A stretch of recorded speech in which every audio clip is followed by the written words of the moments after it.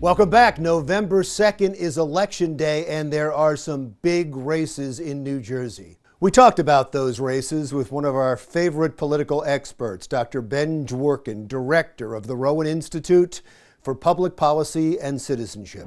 All right, Ben, as always, thanks for your time. Everybody in the state and many people in the country are focused on this gubernatorial race.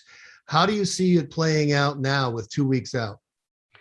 With 2 weeks out, what we're seeing is that each side is focused on two things. One is their closing argument. For Chettarelli, this is a referendum on Phil Murphy's first term. He wants a thumbs up or thumbs down. It's less about him and more about trying to get enough people who don't like Phil Murphy to come out and vote. For Phil Murphy, the way he wants to frame the last 2 weeks is not as a referendum, but as a choice, me or Jack Chettarelli.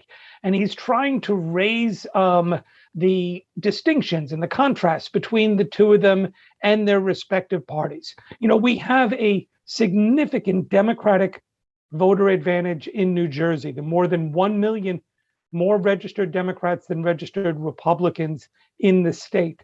And so for Murphy, he needs to get his side activated, because that margin doesn't mean much if those people don't come out and actually vote. So you see Murphy trying to create this as a choice, you know, moving forward, moving back, that kind of rhetoric. You see Chettarelli talking about it's a referendum. Are you better off now than you were 4 years ago? And therefore you should blame the incumbent. That's part of what's happening the last 2 weeks. And the other part is just turnout. Each side is putting their boots on the ground and trying to drag all of their supporters to vote.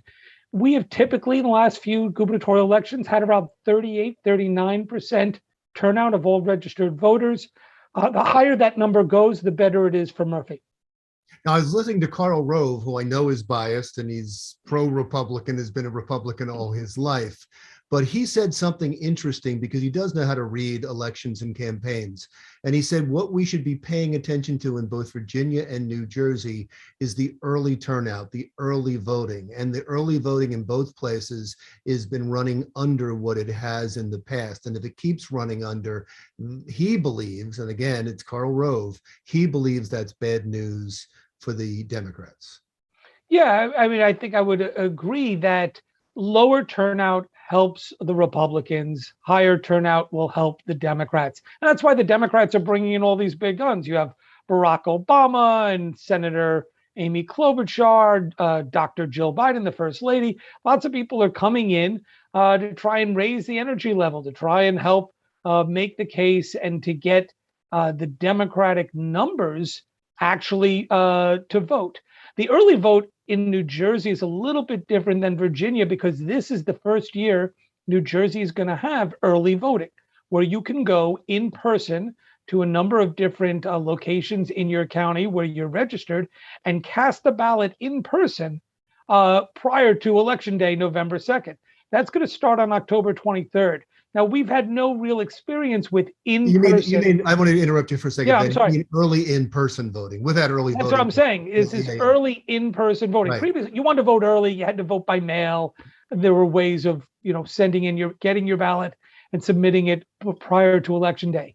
But now we have in-person early voting for the first time. And no one is quite sure which party is going to be able to use that to their advantage just yet. Many people say, and this has worked out this way in the past, that the off-year gubernatorial elections in Virginia and New Jersey are a precursor, a bellwether for what happens in the midterms. Do you see it playing out that way? Not necessarily. I think the Democrats are understood historically that in 2022, which is the first midterm of a Democratic administration, they're bound to lose seats in the Congress.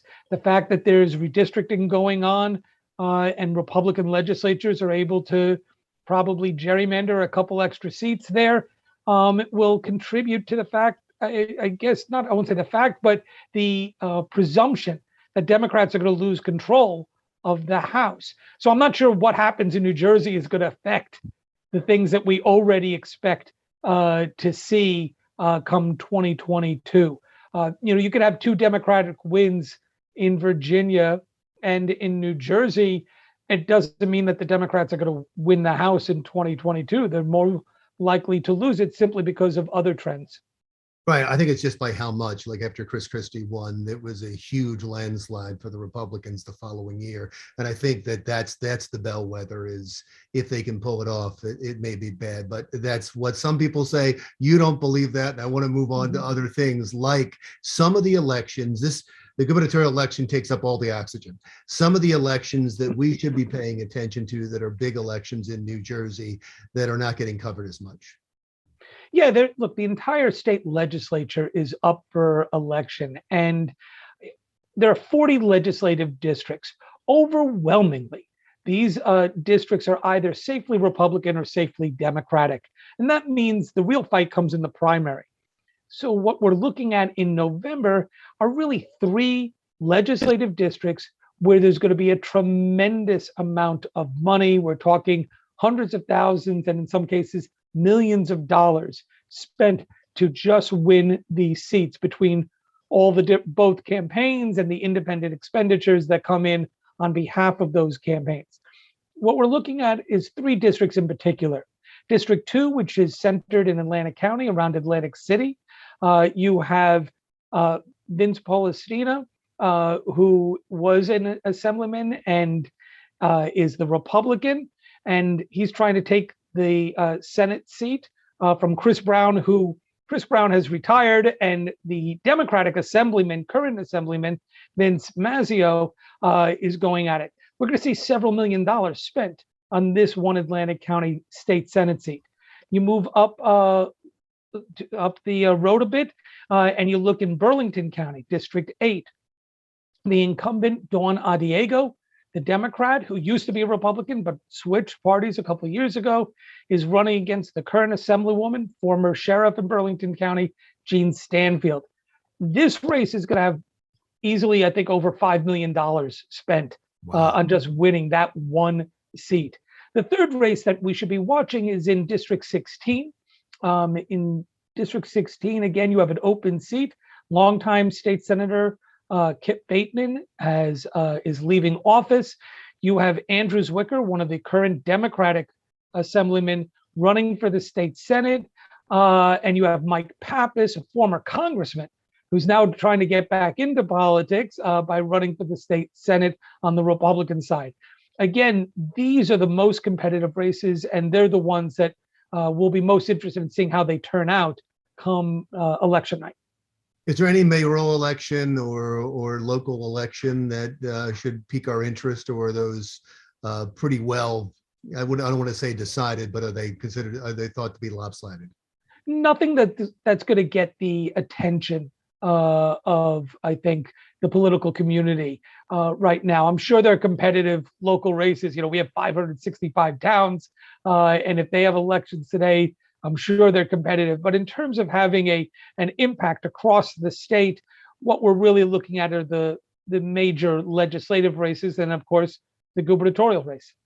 Well, Ben, as always, you're very informative. Thank you so much for your time, and we'll talk to you after the election, okay? I look forward to it, Larry. Thank you so much for having me. Dr. Ben Dworkin from Rowan University, next on Jersey Matters. A decision to vaccinate kids ages 5 through 11 against COVID-19 could be coming in just a few weeks. And coming up next, we'll give you a look inside a pediatric trial happening right here in the Garden State.